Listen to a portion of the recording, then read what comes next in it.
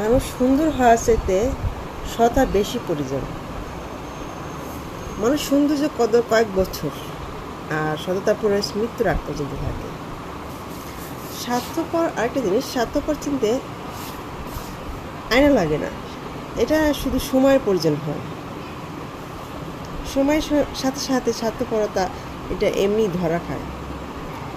আল্লাহ আমাদের কখনো ঠকায় না, মানুষ আমাদের পদে পদে ঠকায়। আল্লাহ তার বান্দাকে সঠিক প্রতিফল ঠিকই দেয়। সততার প্রতিফল তাকে ওভাবেই তাকে প্রতিস্থাপন করে আল্লাহর কাছে আস্তে আস্তে দেয়। কিন্তু মানুষ আমরা কি করি,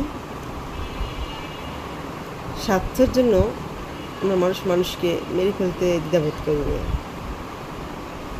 চরম পর্যায়ে অন্যায় অপরাধ আমরা মানুষের সাথে করি, কিন্তু আল্লাহ আমাদের এগুলা কখনো করেন না, কারণ আমাদের সঠিক বিচার বিশ্লেষণ করে আল্লাহ আমাদের ওভাবে প্রতিফল দেয়, সেটা ভালো আর মন্দ।